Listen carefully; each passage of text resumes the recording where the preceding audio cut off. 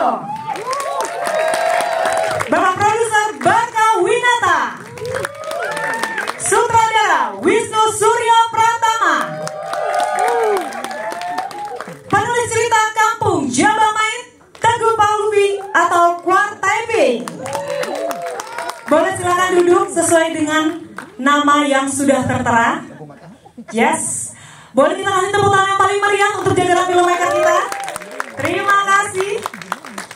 Selanjutnya yang kita tunggu-tunggu, langsung saja kita panggilkan jajaran cast film Kampung Jabamait Ritual Maut, Monica Raja Lele, Prasojo Muhammad, Reko Nesya, Buki Mansur, Atika Hasiolan, dan yang terakhir Ersya Aurelia. Wow, sudah lengkap semuanya. Boleh silakan duduk, aman bangkunya. Wow, terima kasih sudah hadir jajaran cast dan juga jajaran filmmaker. Karena sebentar lagi kita mau diskusi bareng tipis-tipis aja. Bagaimana sih proses kreatif dan juga produksi dari Kampung Jabamait Ritual Maut. Karena aku udah lihat kemarin teasernya. Aduh Kak Atika, takut. Horas Kak Atika, horas. Oke, kalau gitu langsung saja kita mau perkenalan pertama-tama untuk jajaran cast dari Monica, Prasojo, dan juga Raquel. Ada Buki, Atika, Siolan, Ersya, Mas Wisnu, Mas Ajis, Mas Barka, dan juga penulis cerita kita, yaitu Mas Teguh Paulubi atau Kwartaiping. Terima kasih. Untuk itu kita mau tanya dulu. Pertama kali kita mau ke jajaran filmmaker, yaitu Bapak Produser kita.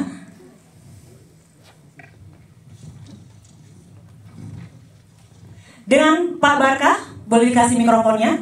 Yes. Halo. Yeah. Selamat siang, Pak Barka. Selamat siang. Sehat, Mas? Sehat. Alhamdulillah. Kita mau tanya ini kepo-kepo seputar Kampung Jabamait. Kenapa Pak akhirnya memilihkan film Kampung Jabamait ini? Silakan. Baik, sebelumnya perkenalkan, saya Barka dari Kucing Hitam. Mungkin teman-teman di sini mungkin baru mendengarnya. Kucing Hitam sebagai sebuah PH yang memproduksi sebuah film. Jadi sebelumnya kami adalah sebuah manajemen IP yang menemukan Simple Man KKN Desa Penari. Maka dari itu, dari situ kami mulai mencintai cerita dan terutama memiliki kesukaan dalam horor ya. Terus kemudian akhirnya kami sering mengembangkan banyak-banyak IP, juga bekerjasama dengan teman-teman penulis, juga teman-teman kreator, hingga akhirnya kami menemukan sebuah IP cerita yang berkembang cukup viral ya, yang ditulis oleh Mas Teguh Kwartaiping. Kemudian juga akhirnya diangkat dari thread itu menjadi sebuah serial oleh Bang Prasojo Muhammad.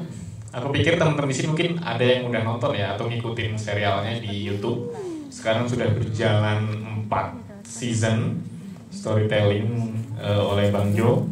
Dan itu aku sebagai kucing hitam waktu merasa bahwa ini IP yang sangat menarik, lore-nya cukup luas. Mirip-mirip lah seperti ketika kita melihat KKN waktu itu, waktu masih di Twitter. KKN ini akan menjadi something big. Itu mirip perasaannya ketika kita melihat Kampung Jabamait ini. Nah, kemudian akhirnya ayo kita coba nekat, kali ini kita produksi sendiri yuk. Nah dari situ akhirnya kita ngobrol bersama senior Mas Ajis, terus belajar di mana Mas Ajis kami punya sebuah IP. Akhirnya ketemu dengan Mas Ajis dan akhirnya terbentuklah proyek ini bareng Mas Ajis. Dan mudah-mudahan dengan akhirnya kita mendapatkan tanggal tayang, juga akan mendapatkan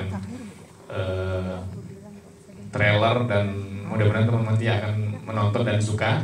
Mudah-mudahan juga diterima di penonton tanah air, dan izin untuk masuk ke industri ini dari Kucing Hitam Pictures, dan mudah-mudahan kita bisa produksi lebih banyak film lagi ke depan. Terima kasih.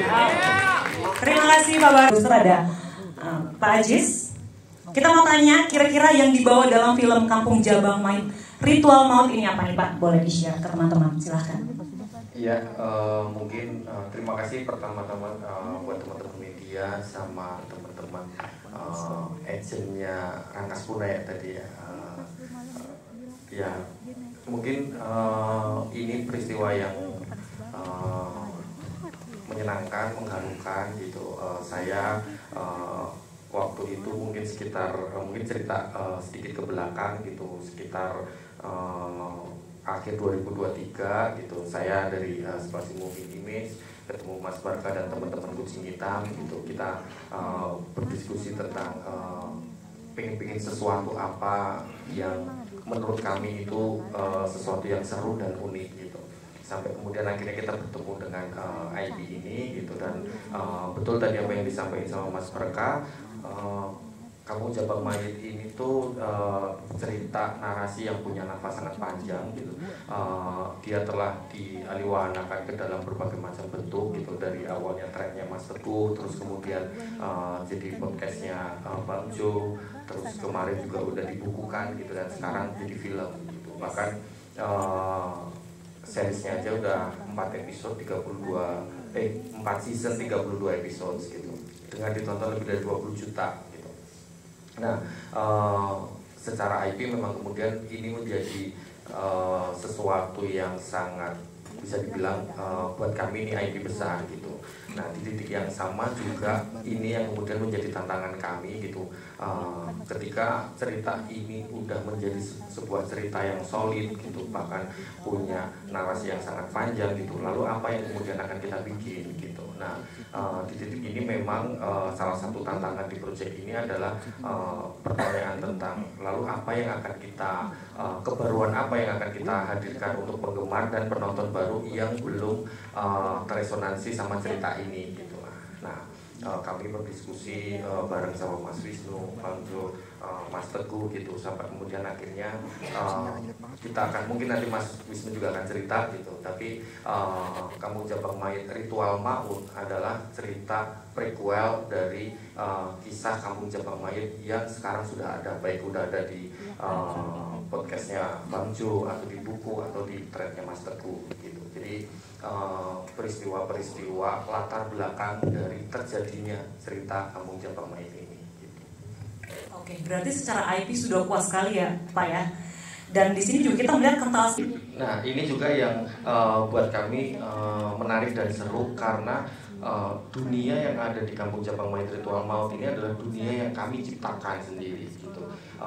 Kalau selama ini kisah-kisah mistis itu selalu merujuk pada satu kultur tertentu. Nah, kita pengen bawa kebaruan dengan kita pengen menciptakan kultur itu. Kita pengen menciptakan mitos itu, karena kami percaya bahwa mitos apapun itu dituliskan oleh seseorang dan dipercaya oleh sekelompok orang, masyarakat, sampai kemudian itu kemudian kita labeli sebagai mitos gitu. Nah, juga tantangan yang kemudian jadi sangat menarik di ruang development ketika kita membicarakan tentang berbagai macam bentuk kebaruan di dunia ini, bukan hanya tentang mitosnya, ritualnya, terus kemudian ada satu hal yang mungkin agak sedikit serius gitu ya, ketika kemudian Bang Jo dan Mas Teguh membangun dunia imajinasi Kampung Jabang Mayit ini yang mencekam dan gelap gitu. Kami justru melihat kegelapan yang dihadirkan di situ itu adalah cahaya kemanusiaan yang ada di dalamnya gitu. Nah, rasa kemanusiaan itu yang kemudian kami terjemahkan jadi narasi di film ini gitu. Terima kasih Pak Ajis. Mika sudah, terima kasih. Pak, aku mau tanya nih, kira-kira penggarapan film ini Kampung Jabang Mayit Ritual Maut, apa ada treatment khusus dalam mengelola kesulitannya dalam produksi film ini? Silakan Pak Wisnu. Iya, sebelumnya saya ingin bercerita bahwa setelah film fiksi panjang saya yang pertama, Pasar Setan. Tiba-tiba ada teman sahabat bernama Ajis Dibio ini menghubungi saya. Bung, kami saling manggil Bung seperti pejuang gitu. Pejuang kehidupan. Teman senasib, sepenanggungan, sepeminuman ini langsung bilang, Bung, kamu mau nggak nyutradarain satu film? Ditawarin lah Kampung Jabang Mayit. Terus bertemu dengan Mas Barka dan teman-teman dari Kucing Hitam. Terus kita, hal yang paling pertama saya temui dari cerita ini adalah membicarakan sebuah isu yang sangat penting, tapi isunya abu-abu banget gitu, aborsi. Ya, itu adalah hal yang sangat penting bagi manusia, terutama perempuan. Terus ngomongin tentang aborsi. Jadi saya melihatnya sebagai suatu hal yang menarik. Kalau dibilang treatment yang paling menarik itu adalah buat saya dan teman-teman yang mendevelop cerita ini. Kebetulan saya ikut nulis bareng-bareng juga. Itu adalah justru di membangun cerita ini, karena kita tidak syuting hal yang ada di podcast, di buku atau di produk-produk yang IP yang sebelumnya sudah dipunyai oleh Kucing Hitam dan Kampung Jabang Mayit ini kan. Kita mulai sebuah semesta yang baru. Terus ketika memulai sebuah semesta yang baru, isunya itu apa? Isu yang akan dimasukkan dalam cerita itu apa? Itu yang paling menarik buat saya itu. Setelah itu kemudian berkembang, akhirnya muncul beberapa ide seperti apa sih ingin ditampilkan. Yang paling menyenangkan adalah kemudian saya bekerja dengan sahabat-sahabat yang lama maupun yang baru. Kemudian pemilihan kru pun pada akhirnya saya bekerja juga dengan orang-orang yang luar biasa. Treatment ini mungkin buat saya adalah treatment horor yang baru gitu.